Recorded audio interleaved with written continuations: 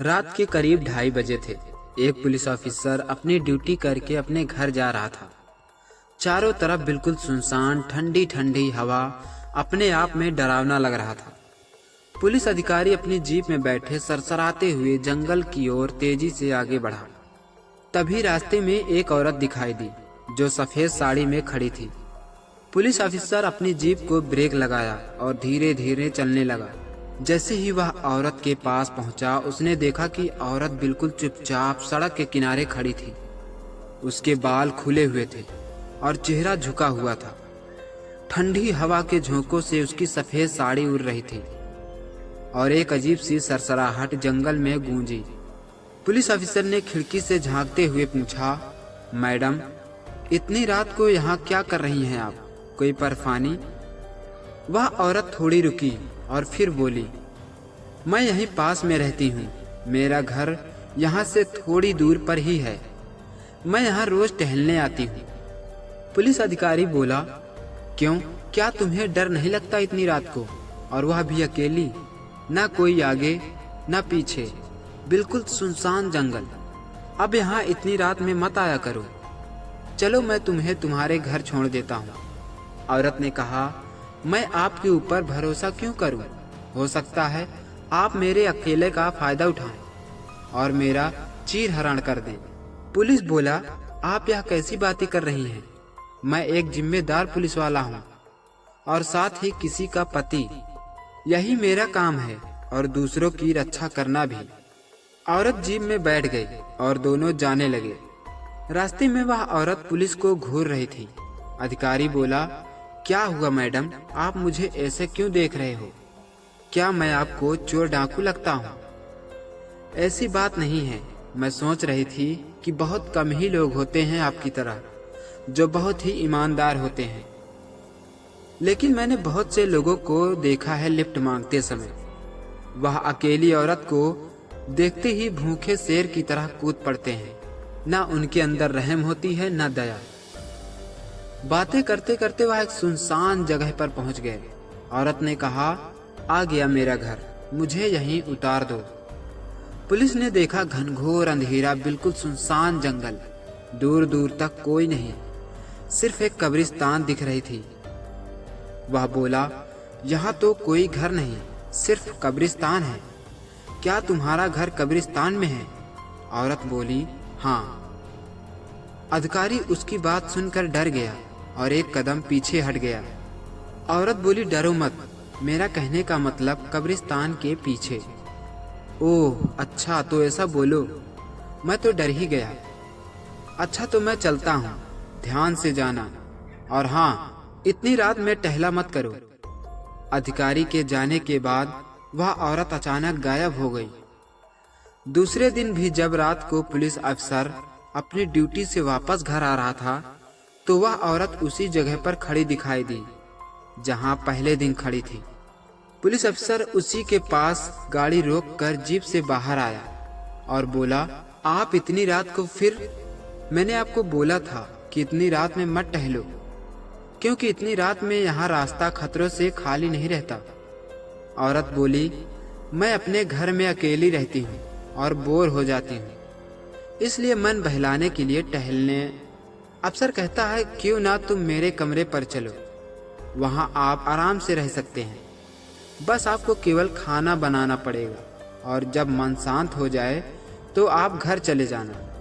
वह औरत तो यही सोच रही थी कि किसी तरह इसके घर पहुँचूं, और आज वह मौका भी आ गया। अफसर उस औरत को अपने घर ले जाता है। रात के समय वह भोजन बनाई और दोनों ने साथ भोजन किया।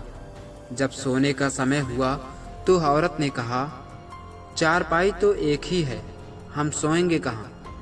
अफसर बोला, कोई बात नहीं, आप चारपाई पर सो जाओ, मैं जमीन पर लेट जाता हूँ। वह बोली, नहीं, हम एक ही चारपाई पर सो जाते हैं, अगर आपको कोई एतराज ना हो तो।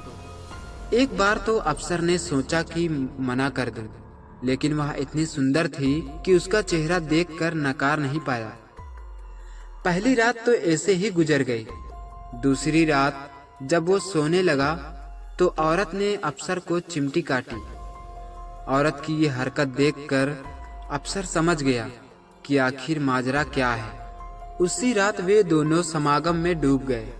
ऐसे ही हर रात बीतने लगी और अफसर को भी मजा आने लगा। लेकिन अभी तक अफसर को यह नहीं पता था कि आखिर औरत असलियत में कौन है। हफ्ते भर बाद अफसर को कुछ एहसास होने लगा। उसका शरीर सूखा और पीला पड़ने लगा। हफ्ते भर बाद अफसर को कुछ एहसास होने लगा। उसका शरीर सूखा और पीला पड़ने लगा। लेकिन क्यों, अभी तक अफसर को ज्ञात नहीं था। वह एक डॉक्टर के पास गया तो डॉक्टर बोला, आपको कोई बीमारी नहीं है, हाँ किसी और की वजह से हो सकती है। अफसर को कुछ समझ में नहीं आ रहा था। वह एक साधु के पास गया जो झाड़ फूंक करता था। उसने बताया कि ये कोई बीमारी नहीं बल्कि यह एक नकारात्मक शक्ति है जो तुम्हारे शरीर को सोख रही है। साधु के इतना कहते ही अफसर की हवा खराब हो गई। अब उसे पता चल चुका था कि आखिर में वह औरत है कौन। वह कांपते हुए अपने कमरे पर गया। कमरे में पहुंचा तो देखा वह औरत एक लस्सी पर उल्टी लटकी हुई थी। औरत अफसर को देखकर जमीन पर सीधी खड़ी हो गई और बोली, आप आ गए, मैं तो यूं ही झूला झूल रही थी। अफसर कुछ देर खामोश रहा। उसकी खामोशी देखकर औरत ने कहा, आप इतने चिंता में क्यों लग रहे हैं?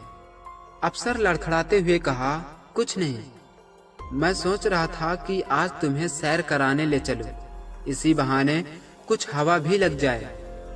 अफसर अपनी जीप में औरत को बैठाकर उसी रास्ते पर गया जहां वह औरत खड़ी मिली थी।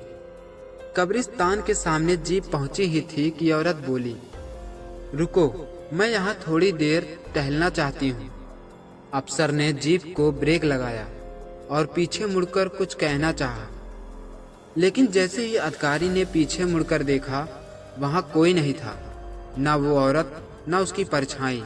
सिर्फ एक हल्की सी दर्द हवा उसके चेहरे से टकराई और झंझनाहट फैल गई। पुलिस वाली की रग-रग सिहर गई। उसने तुरंत जीप स्टार्ट की और तेजी से वहां से निकल पड़ा। लेकिन कुछ दूर जाकर उसकी जीप अपने आप रुक गई, जैसे किसी ने इंजन की सांस खींच ली हो। वो उतरा, बोनट खोला, लेकिन सब कुछ ठीक था। तभी उसे जीप के शीशे में कुछ दिखा। वही औरत सफेद साड़ी में ठीक उसके पीछे खड़ी थी। उसने पलट कर देखा, लेकिन वहां कोई नहीं था। फिर दोबारा शीशे में देखा, औरत और भी पास आ चुकी थी। अब वह डर के मारे कांपने लगा। हड़बड़ा कर जीप में चढ़ा, चाबी घुमाया। इस बार इंजन चल पड़ा। तेज रफ्तार में वो जंगल पार कर रहा था, लेकिन अब वो अकेला नहीं था। पीछे की सीट से किसी की सांसें सुनाई दे रही थी, धीमी लेकिन भारी सांसें। उसने हिम्मत करके पीछे देखा, कोई नहीं, लेकिन सीट गीली हो चुकी थी, जैसे किसी ने अभी अभी वहां बैठा हो। अब उसके रोंगटे खड़े हो चुके थे। उसने रेडियो ऑन किया ताकि ध्यान बटे, लेकिन रेडियो से आवाज आई, तुम मुझे छोड़कर नहीं जा सकते। उसने झट से रेडियो बंद कर दिया, पर अब गाड़ी का स्टीयरिंग अपने आप घूमने लगा। जीप अचानक मोड़ लेकर उसी कब्रिस्तान की ओर वापस मुड़ गई जहां उसने उस औरत को उतारा था। अब वह चीखने लगा, कौन है, क्या चाहती हो? तभी पीछे से ठंडी बर्फ सी हाथ ने उसके कंधे को छुआ और एक धीमी फुसफुसाहट कानों में पड़ी, जिसे तुमने छोड़ा वो कभी तुम्हें छोड़ नहीं सकती। अधिकारी का शरीर सुन्न हो जाता है। वह मुड़कर देखता है, पीछे वही औरत है, लेकिन अब उसका चेहरा साफ दिख रहा था। उसका चेहरा अधजला, आंखें लाल, अंगारे जैसी और होंठ सिले हुए। उसने साड़ी के पल्लू से अपना चेहरा हटाया और अब उसका पूरा शरीर धीरे धीरे हवा में उठने लगा। उसकी आवाज बदल चुकी थी। तुम्हें याद है 10 साल पहले इसी रास्ते पर एक औरत ने लिफ्ट मांगी थी, जिसे तुमने लिफ्ट देने की बजाय उसकी इज्जत लूट ली थी और फिर उसे मारकर इसी जंगल में फेंक दिया। पुलिस अधिकारी की आंखें फटी रह गई। उसकी सांसें फूलने लगी। वह चिल्लाया, नहीं नहीं, मैंने कुछ नहीं किया, लेकिन औरत की आंखों में आग जल रही थी। उसका चेहरा अब बदल चुका था। वो अब एक आत्मा नहीं, एक तड़पता बदला था। मेरी आत्मा तभी से इस रास्ते पर भटक रही है।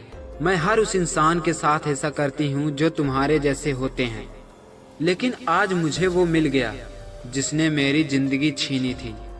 पुलिस वाले ने जीप से कूदकर भागना चाहा, लेकिन उसके पैर जमीन से जैसे चिपक गए। आसमान में बिजली कड़की और वह औरत आग के गोले में बदल गई। उसकी चीख इतनी भयानक कि जंगल का हर पेड़ पौधा कांप गया। एक पल में चारों ओर घना अंधेरा छा गया। पुलिस अफसर की आंखों से खून बहने लगा और वो जमीन पर गिर पड़ा। सुबह जब लोग उस रास्ते से गुजरे तो उन्हें पुलिस की जीप खड़ी मिली। दरवाजा खुला था, लेकिन अंदर कोई नहीं था। केवल ड्राइवर सीट पर एक सफेद साड़ी का कोना पड़ा था और लहू से लिखा था, जो भी मजबूर औरतें और लड़कियों की कदर नहीं करेगा, उसका ऐसा ही हाल होगा। दोस्तों, उस दिन के बाद लोग उस रास्ते पर जाना ही छोड़ दिया। कहते हैं आज भी वह औरत हर उस इंसान को अपना शिकार बनाती है जो एक मजबूर औरत का फायदा उठाते हैं। दोस्तों, कहानी कैसी लगी हमें कमेंट बॉक्स में जरूर बताएं। चैनल को सब्सक्राइब करें, वीडियो को लाइक करें, शेयर करें।